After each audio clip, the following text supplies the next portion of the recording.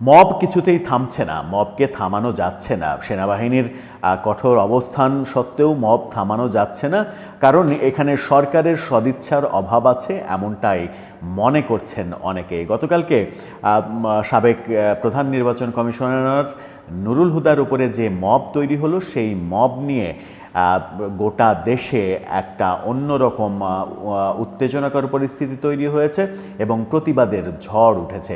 সেই প্রতিবাদের ঝড়ে সব পক্ষই নড়ে চড়ে বসেছে, অভিযুক্ত সব পক্ষই নড়ে চড়ে বসেছে।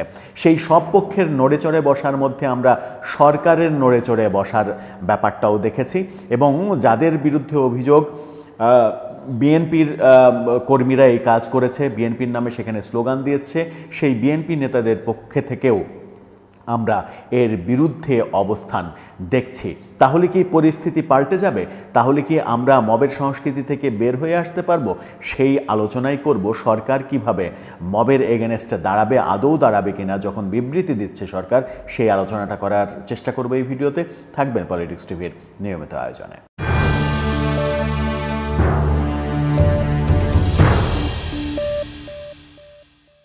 দর্শক, পলিটিক্স টিভির নিয়মিত ভিডিওগুলো স্পন্সর করছে প্রজাপতি.tv, নতুন ওটিটি প্ল্যাটফর্ম। আপনারা চাইলে ইউটিউবে, ফেসবুকে, ইনস্টাগ্রামে, টিকটকে দেখে নিতে পারেন। ডেসক্রিপশন বক্সে লিঙ্ক দেওয়া থাকবে, সেখান থেকেও আপনারা দেখে নিতে পারেন প্রজাপতির কার্যক্রম। চলে যাচ্ছি মূল ভিডিওতে। বলছিলাম মবের সংস্কৃতির কথা। গতকালকে সাবেক প্রধান নির্বাচন কমিশনার নুরুল হুদার উপরে যে মব হলো, সেই মব নিয়ে যখন সারা দেশে প্রতিবাদের ঝড় উঠল, সেই প্রতিবাদের ঝড় মোকাবেলা করার জন্য এক ধরনের বিবৃতি দিতে দেখলাম আমরা সরকারকে। এই বিবৃতিটাকে আমরা যদি পজিটিভ অর্থে ধরি, তাহলে আমরা প্রত্যাশা করতেই পারি যে মব যারা করছে তাদের বিরুদ্ধে সরকার অ্যাকশানে নামবে।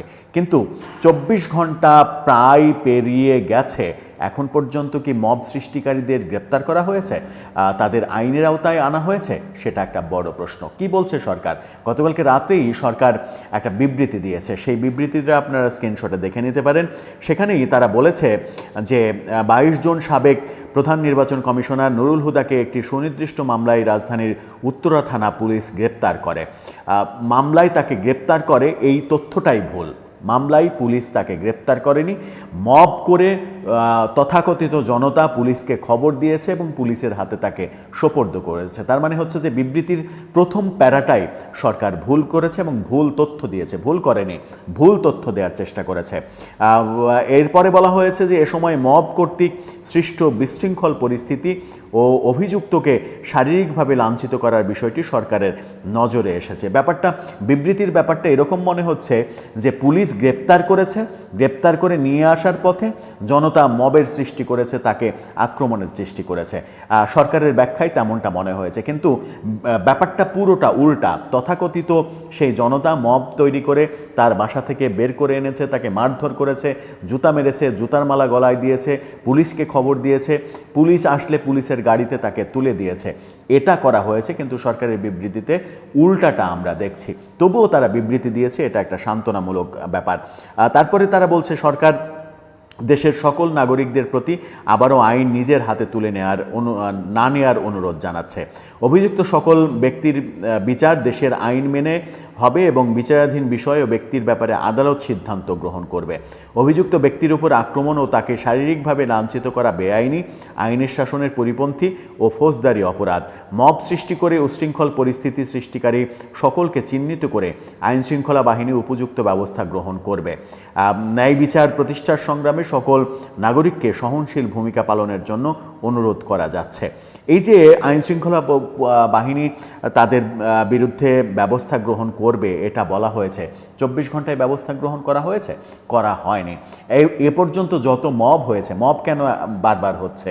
মব বারবার হচ্ছে এই কারণেই যে যত মব হয়েছে সেই মবের পেছনে এক ধরনের পৃষ্ঠপোষকতা দেওয়া হয়েছে নীরব থেকে, সরকারের পক্ষ থেকে, বিভিন্ন স্টেক হোল্ডারের পক্ষ থেকে।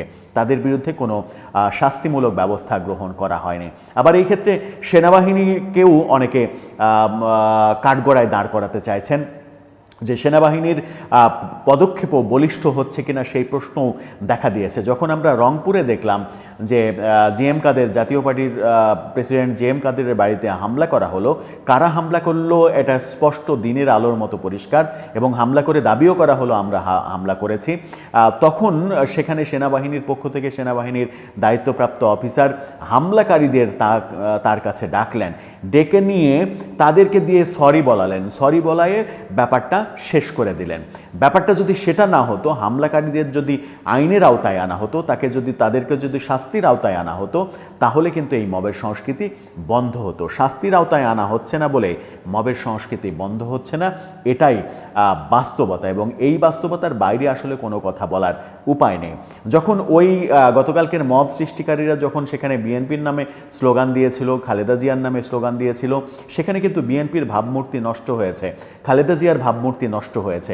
এবং আমরা বলেছিও যে বিএনপি আগামীতে নির্বাচনের রাজনীতি করছে, সেই নির্বাচনের রাজনীতিতে নির্বাচনী যে কার্যক্রম, সেখানে কিন্তু এই কালিমাগুলো প্রভাব বিস্তার করতে পারে, সেই কার্যক্রমকে প্রভাবিত করতে পারে, জনগণকে প্রভাবিত করতে পারে বিএনপিকে ভোট না দেওয়ার ব্যাপারে। সেই কারণে বিএনপির সচেতন হওয়া উচিত। সেই সমালোচনাগুলোতে, চতুর্দিক থেকে যে সমালোচনা উঠেছে, সেই সমালোচনাগুলোতে বিএনপির নেতাদের দৃষ্টি গেছে, এটাই একটা সান্ত্বনার ব্যাপার। বিএনপি নেতা, আপনারা কয়েকটা স্ক্রিনশট দেখে নিতে পারেন। বিএনপির নেতা রিজভী তিনি বলছেন, সাবেক সিএসির সঙ্গে যা ঘটেছে তা নিন্দনীয় এবং দুঃখজনক। এরপরে আরেকটি স্ক্রিনশট দেখে নিতে পারেন। বিএনপি নেতা সালাউদ্দিন আহমেদ তিনি বলছেন, বিএনপি মব সংস্কৃতির বিরুদ্ধে, সালাউদ্দিন আহমেদ, এবং তিনি বলেছেন যে যদি মবের বিরুদ্ধে কোনো মবের এই কার্যক্রমের সঙ্গে বিএনপির কারো জড়িত থাকার ঘটনা বাস্তবতা থাকে, তাহলে তার বিরুদ্ধে বিএনপি দলীয় অ্যাকশান নেবে, এমন কথা সালাউদ্দিন আহমেদ বলেছেন। আবার রিজভির আর একটা কথা নিয়ে সময় টেলিভিশন শিরোনাম করেছে, আর একটা স্ক্রিনশট দেখে নিতে পারেন। সেখানে বলা হচ্ছে, নুরুল হুদার সঙ্গে মব জাস্টিসকারীদের বিচার দাবি রিজভির। এদিকে গণ অধিকার পরিষদের নেতা রাশেদ খান তিনি বলছেন, মব উৎপাদনের দায় পুরোপুরি সরকারের। তিনি সরকারের উপরে দায় চাপালেন, এবং এটা যে হচ্ছে এর পেছনে সরকার দায়ী, তেমনটা রাশেদ খান বললেন। আওয়ামী লীগ নেতা সাবেক মন্ত্রী শাহজাহান খান আজকে আদালতে হাজিরা দেওয়ার সময় সাংবাদিকদের বলেছেন, 1 মাঘে শীত যায় না, মব সৃষ্টি করে মারার বিচার হবে। শাহজাহান খান এমন মন্তব্য করেছেন, এবং সেই মন্তব্যের এক পর্যায়ে তিনি বলেছেন যে আওয়ামী লীগের নেতাকর্মীদের মব সৃষ্টি করে মারা হচ্ছে, এসবের বিচার হবে। হুঁশিয়ারি দিয়েছেন তিনি। আদালতে হাজিরে এজলাস থেকে বের হয়ে সাংবাদিকদের প্রশ্নের উত্তরে তিনি বলেছেন, এটি ঠিক হচ্ছে না, আওয়ামী লীগের নেতাকর্মীদের মব সৃষ্টি করে মারা হচ্ছে। এই যে মব জাস্টিস করে মানুষ হত্যা করলো 162 জন আওয়ামী লীগের নেতাকর্মী, 1 মাঘে শীত যায় না, এর বিচারও হবে, এর বিচার হবে না এটা মনে করো না।